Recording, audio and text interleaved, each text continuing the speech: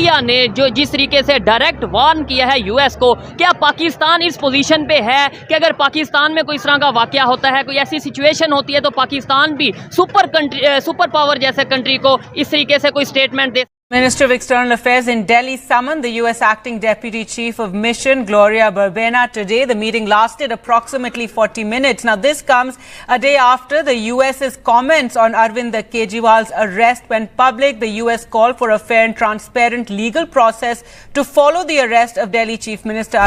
लेकिन लगता यह है कि 10 साल बाद जो फॉरेन पॉलिसी है वो उनकी एक मजबूत तरीन जो है एक एरिया है उनकी हुकूमत का। And a very strong protest with the United States or the American State Department's latest remarks concerning the arrest of the sitting Delhi Chief Minister Arvind Kejriwal. Now, earlier in the day, New Delhi had summoned the US's acting Deputy Chief of Mission, Gloria Barbena, to the Ministry of External Affairs. और यकीनन जिस तरह से भारत आगे गया है हर चीज में, खास तौर पे पाकिस्तानी तो इकोनॉमी बहुत देखते हैं उनकी, तो वो देखकर और हर जगह उनके सीईओज जो लगे हुए पूरी दुनिया में, वो देख के यकीनन पाकिस्तान को कुछ ना कुछ सीखने की जरूरत है। इंडिया ने, मेरे लिए तो शॉकिंग न्यूज है कि इंडिया ने अमेरिका को वार्न किया है कि हमारी खुद मुख्तारी की रिस्पेक्ट की जाए। ठीक हो गया। मैं ये सोच रहा हूँ कि इंडिया ने ऐसे बोल कैसे दिया। अमेरिका खुद को दुनिया की सबसे बड़ी सुपर पावर समझता है, लेकिन भारत ने अमेरिका को उसकी सही जगह दिखाई और बताया कि भारत के आंतरिक मामलों में उसे हस्तक्षेप नहीं करना चाहिए। दरअसल दिल्ली शराब नीति घोटाले मामले में मुख्यमंत्री अरविंद केजरीवाल की गिरफ्तारी पर अमेरिका ने बयानबाजी कर अपने पैरों पर कुल्हाड़ी मार ली। ये सारा तो उस वक्त ये भी देखना होगा कि अमेरिका को किस तरह से राजी किया जाए, वरना अमेरिका। दिल्ली के मुख्यमंत्री अरविंद केजरीवाल की गिरफ्तारी पर जर्मनी और अमेरिका को बयानबाजी महंगी पड़ गई है।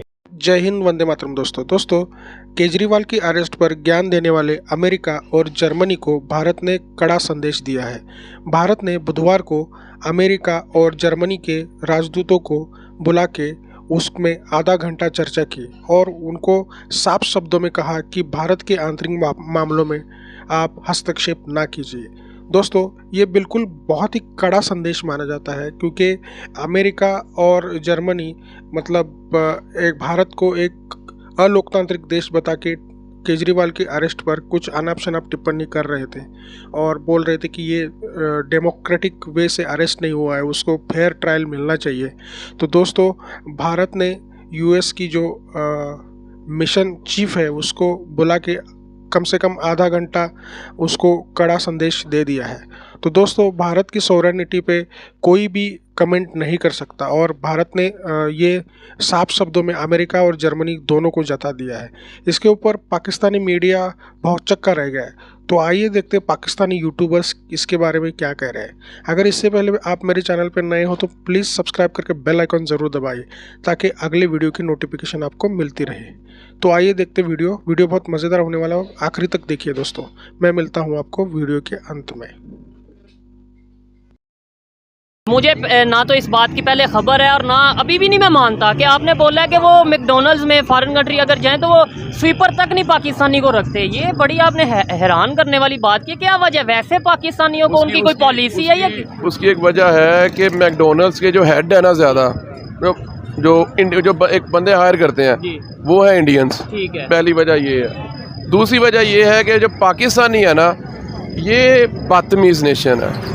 अगर मैं भी पाकिस्तानी हूँ, आप भी पाकिस्तानी हैं, उनके नज़र अच्छा। वो कहते हैं कि यार अगर इनको हम देते हैं ना, अंदर लोग डाइनिंग का खाना खाते हैं। ठीक है। ये आज नहीं, कल नहीं, परसों नहीं, उनसे भीख मांग लेते हैं। एक चीज़, उनकी कोई चीज़ गिर जाए ना तो ये पाकिस्तानी स्वीपर छुपा लेते हैं। इसलिए डैड्स और पाकिस्तानी गंदे रहते हैं। मैंने कहा, ये मैं आपको कंफर्म बता रहा हूँ, मेरा दोस्त वहाँ पे एज ए डिलीवरी बॉय काम करता है। उसको मैं क्या धूप में जलील होती हूँ, अंदर चल जाओ। कहते हैं यार, वो कहते हैं पाकिस्तानी गंदे रहते हैं। मैं क्या यार क्यों, कैसे रहते हैं? कहता है देखते हैं पाकिस्तानी नाखून नहीं टाइम पे काटते, इनकी शेव नहीं टाइम पे करते, ये गंदे हैं।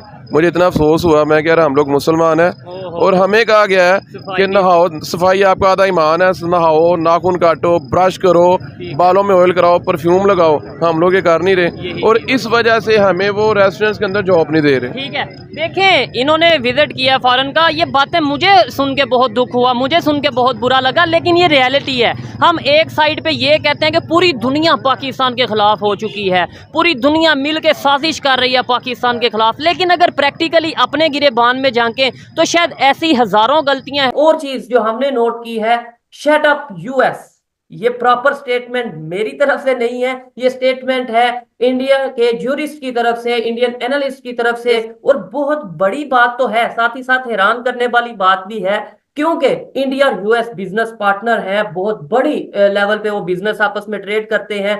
फिर भी जहां पे इंडिया की अपनी बात आती है, इंडिया की सिक्योरिटी की बात हो या उनके कंट्री की बात हो, वहां पे यूएस हो या मालदीव हो, वो फर्क नहीं रखते, वो बिल्कुल उसी तरीके से जवाब देते हैं। और सबसे पहले बताइएगा, सुपर पावर अमेरिका और शट अप अमेरिका, इसमें ये मतलब क्या आप कहना चाहेंगे? इंडिया की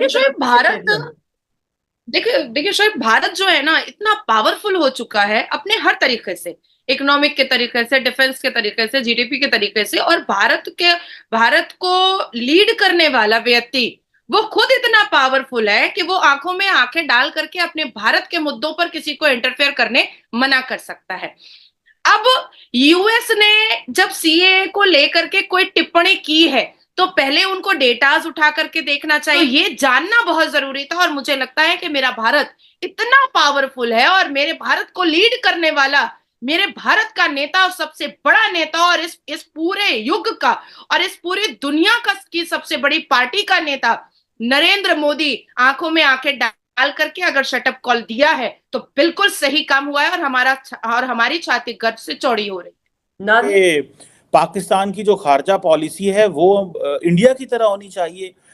ये इस्टेब्लिशमेंट को टारगेट कर रहे हैं, फौज को टफ टाइम देने की कोशिश कर रहे हैं, या कि वो इंडिया से ताल्लुकात अच्छे करने की कोशिश कर रहे हैं, या कि आप समझते हैं कि वो वाकई इंडिया से इम्प्रेस हो गए हैं और समझते हैं कि हमारी फॉरेन पॉलिसी भी उसी तरह आज़ाद होनी चाहिए। बल्कि उन्होंने कहा कि हमारा और अमेरिका का जो ताल्लुक है वो मास्टर स्लेव किस्म का रिलेशनशिप है। आप देखते हैं कि पाकिस्तान इंडिया की तरह की फॉरेन पॉलिसी अमेरिका के साथ या यूरोपीय ममालिक के साथ रख सकता है? खास आप किस तरीके से, किस मुंह से अपने आप को भारत के साथ कंपेयर कर रहे हैं? आप ना जमहूरी वैल्यूज पे बिलीव करते हैं, आपको वो चीज भारत से पसंद नहीं आती कि जहां वहां पे जब वोट ऑफ नो कॉन्फिडेंस होता है, किस तरह लीडरशिप पूरे, कभी आप तब देखा उनकी असेंबलियां टूट गई मुद्दत से पहले? तो आपने देखा उनकी इकोनॉमी के हालात क्या है? अमेरिका से जब असला लेते हैं तो कैश पर लेते हैं, रशिया से तेल लेते हैं तो कैश पे लेते हैं।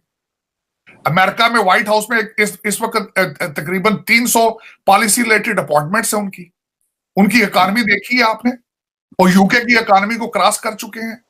बांग्लादेश के साथ ही नजर दौड़ा लें आप कि आप बांग्लादेश के साथ किस रैंकिंग में खड़े हैं। आपको भारत की चीजें मर्जी की पसंद करके आप उनको कंपेयर कर लेते हैं, और खासकर आपका ये बयान तो बिल्कुल ही बेवकूफाना होगा कि अमेरिका के साथ हमारी मास्टर और स्लेव रिलेशनशिप, अपने मास्टर के साथ रिलेशनशिप बनाने के लिए किस ट्रक की बत्ती के पीछे लेकर आप कौम को फिर रहे हैं? कुछ ख्याल करें। आपका टोटल टारगेट है आर्मी चीफ की अपॉइंटमेंट, और सुबह उठ के कह देते हैं जो मर्जी आ जाए, मुझे कोई एतराज नहीं है। दोस्तों, भारत ने ये जो अमेरिका को शटअप कॉल दिया है, ये डिप्लोमेटिक लैंग्वेज में बहुत ही कड़ा संदेश माना जाता है। हाल फिलहाल में अमेरिका खुद को डेमोक्रेटिक का सबसे बड़ा रक्षक या फिर चौधरी साहब बताता है, और दूसरे देशों के राजकारण में या फिर पॉलिटिक्स में अपना हस्तक्षेप जो है हमेशा करता रहता है। तो भारत ने पहले भी ऐसे ही अमेरिका को कड़े संदेश दिए हैं पिछले इतिहास में। जो देवयानी खोब्रागडे का मामला था, उसमें भी भारत ने अमेरिका को आड़े हाथ लिया था और उसको उसकी जगह दिखा दी थी।